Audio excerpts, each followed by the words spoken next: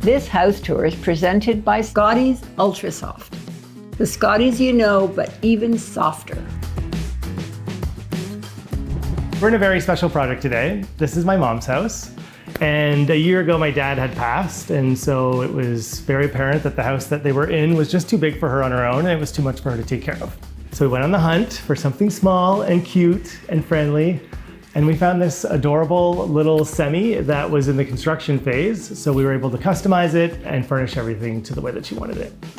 So my mom and I worked on this together, but it's rare that you know your client this well. I've known her my whole life, so I know that she's got 13 grandkids, she's got an active lifestyle, she cares about how easy things are to clean more than she cares about how they look.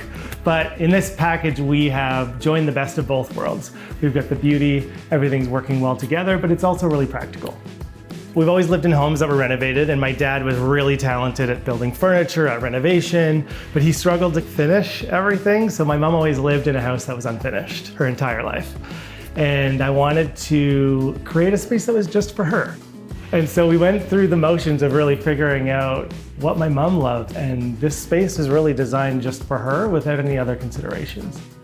It kept my mind busy, for one thing. It kept decision-making to, at least there was somebody to bounce off of, because that's the first thing you miss when you lose a partner, is somebody, here we go. Yeah. Anyway, it was nice to have somebody in the know that knows what direction to go. But he kept it with all nature, as you'll see throughout the thing. And yeah, with me. My mom has a very playful energy. And so I wanted the place to be fun and happy for her. Like, I wanted it to reflect who she is. And so the colors really came from that. So for the sofa, we decided to do rust orange, which has a little bit of a pink flavor to it. The living room is not very big, but everything in there has a purpose. The swivel chairs are nice. She's got a lot of grandchildren that like to fidget, so a little bit of swivel is nice when you're sitting down. The table in between them actually doubles as a little seat for pulling over to the dining table. The sofa is a pull-out sofa, so it's for extra guests. And then the side tables my dad made a long time ago, and they've got these leaves that pop up, so they make great kiddie tables when we're doing big meals. So everything in here, even though it's small, it really does a lot of things, and it's multifunctional. There's a lot going on in here. The kitchen has a lot of volume by the shelves, so I wanted to balance that out on the other side by pulling it back a little bit. So the artwork is just simple, it's white, it's more textural, but then we've got some life to the tree that really brings the eye up and balances out that volume. That tree, there's like, what the hang, you're bringing the forest in for, it's huge. But where he put it, and then you can step back and you think, oh, I see what you're doing. He's balancing the room, and it looks beautiful. So the table is really the centerpiece of this whole home. It's actually the table that I grew up on. My dad made it, and it was about 50 years ago that he made it. It's got a lot of use, got a lot of marks in it, a lot of scratches, but we made those. So when I was refinishing it and making it right for this place, I wanted to make sure I didn't sand all of that off. I treated it to match the floor, and I actually had to modify the centerpiece so that it was a different shape. The chairs are really quite oversized for the table, but they're on wheels. So as my mom gets older, it's easy for her to pull them in and out. And that's why I had to change the trestle base. So it was a longer footprint so that the chairs could actually slide in easily. And so I created this little squiggle at the bottom, and that plays off the beautiful feminine light that we got from Crate and Barrel. It makes a cute little moment and really does this table justice. I mean, for someone to have so many grandchildren and have fabric dining chairs, maybe not a match, but that's why we have the throw blankets everywhere, so that, you know, they've got their sticky hands and snotty noses, and it's okay, because we can just wash the blankets and we save the chairs. In the middle of the table is a trestle. It's got tiles, so you can put things on there. That was part of my dad's design, except he had this like orange and yellow tile that he found from some clearance section. So when I was refinishing it, I wanted to bring in the flowers that he had, but maybe in a more suitable way for the design that we have today. And then with the old centerpiece that my dad had made, I actually turned it into a coat hook at the front. It just didn't feel right about throwing that out. Yeah, it's funny, like, there was times where I would shop with my mom and she'd just kind of like love something, and I'd be like, oh, I don't know if that goes. But then, you know, I kind of let go of some of that in this, and the front tile was kind of like a gray blue, and I was like, how is that going with the green? How is that going with the rust sofa? And at the end of the day, it's beautiful. It has some rust colors in it, and my mom might have been a designer in a different life because she seems to have really good instincts. How did you decide on the green? Like, did you like it right away? I love green. It's just such a neutral color, and it's a sign of growth. Everything comes from there, and it changes colors like most things. And originally I had it a little lighter than this, but my gold nugget there, he says just a little bit darker. And of course, when you see it in here, you see what he's talking about. It fit beautifully. She wanted it to be fresh, she wanted it to be happy, she wanted it to be energetic. And so that's where we landed on this color of cabinet behind me. It's Lapland Green by Benjamin Moore. And from there, it really decided the rest of the items. When we got here, it was in the framing stage, so we couldn't change the layout of the kitchen, but we could customize it. So we decided to remove some of the upper cabinets to keep it a little bit more open. She didn't need as much storage as she did in the past. And then I was like, what if we put the shelves in front of the window? I think that looks great. It's a great spot for plants. It's easy access. And my mom was just like, what? Like, no. We looked at it and went, what the hang are you doing to the windows? I love windows. You're covering them up and putting stuff on them. And he took them out, and then we finished the kitchen. And then we looked at it and we thought, put them back in.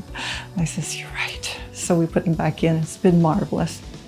The wallpaper was an accident. Originally, it was supposed to be fieldstone, and it was going to be beautiful and classic farmhousey. And I found this wallpaper, and I kind of just sent her a picture of it. Was like, what do you think? Is this crazy? And then she's like, I love it. And so that really gave us the ability to mix all these different colors. I mean, we have yellow in here, we have blue, we have rust, we have green, and everything's pulled together by that wallpaper because the pattern really ties it all in. We did this island which supports the countertop, but also gives it a more custom feel. Feels like a piece of furniture, and it's right in the middle of the home, so it's nice that it feels that way. And you just can't compete with a quartz countertop. It is low maintenance, it's easy to wipe, you can do an undermount sink. And so that was something I knew that we wanted to spend some money on. And we went with Caesar stone. It's got a beautiful gold veining in it. It pulls in the color of the floor. It's a nice contrast to the green, and it's got a nice fresh white. My mom raised 8 kids. The first thing she thinks about when she looks at finishes is how easy is it to clean. So when you do a backsplash tile, it can be beautiful, but there's a lot of grout lines. And when you run the countertop up the wall, there's just none of that. It's an easy wipe, it's clean, and it really ties the kitchen together really nicely. Hey House and Home, I'm Brian McCourt, and my tip of the tour is to go with hardwood that is light enough to hide the dust and dark enough to hide the dirt. So it's a little bit more forgiving for our lifestyle. And this particular floor is, in my opinion, the perfect color. So we kind of had a problem. When you walked in the front door, you saw from the front to the back, which just felt like a long bowling alley. It was a little strange. We wanted to join the spaces somehow, and so the answer was to put in a tension rod and a curtain, and it created this little space in the back. And I thought it would be a nice moment to show each of the kids that she raised at the same age. So I think everyone's a toddler in the photos, and it made this cute little memory wall at the back, and it really softens the space and really pulls everything together. It makes it homey. And this is really like her wing of the house. I mean, the whole house is hers, but when she's got guests, she can shut the door and she's got her own little apartment inside of her house.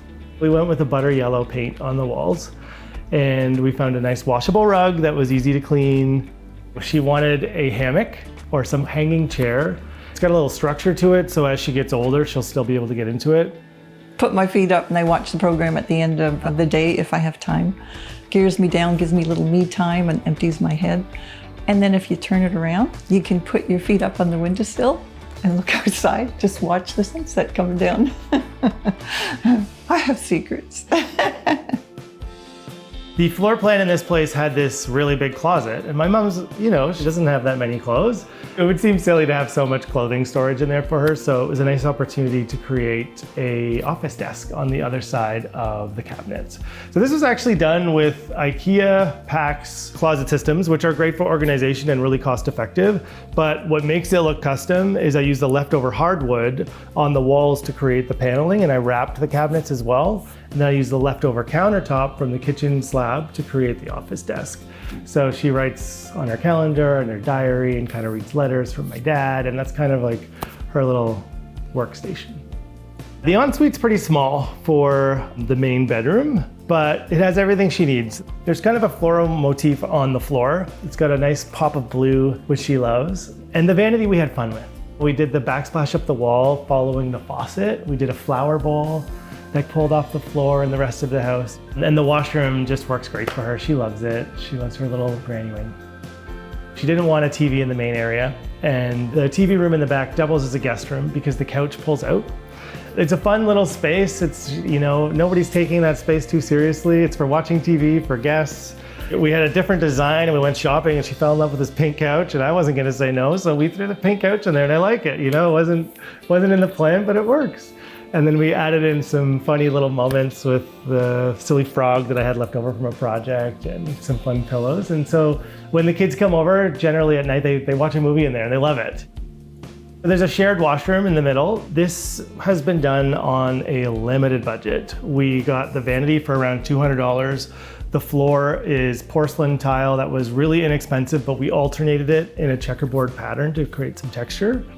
The backsplash and top of the vanity was used from the leftover Caesar stone that we had. And then the mirror we found online for a couple $100, and it really brings some nice personality to the space.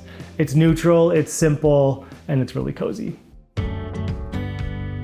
This is probably one of my smallest budgets I've ever worked with. The full furnishing budget was like $18,000 mixed in with some stuff that she already had. But yeah, this is definitely the most rewarding project I've ever done. My mom has done everything for everybody her entire life and has really required very little from anyone else. And this was the first time I was able to help her in a really big way and in a moment when she was in her darkest moment. He says, Mom, when I come home, I don't want to sleep on the couch with 2 kids on my belly. You need somewhere where we can gather. So this is the dream. And then there's little things you pick up and little stories all over the place that people don't know about, but I do. That makes it my home. And he has a place to come and the kids love it. So this is great. This whole project was like a therapy project for both of us, you know, like we got to spend so much time together. I dropped everything, came here, and this is what we did. And it was the best time that I could have spent with her.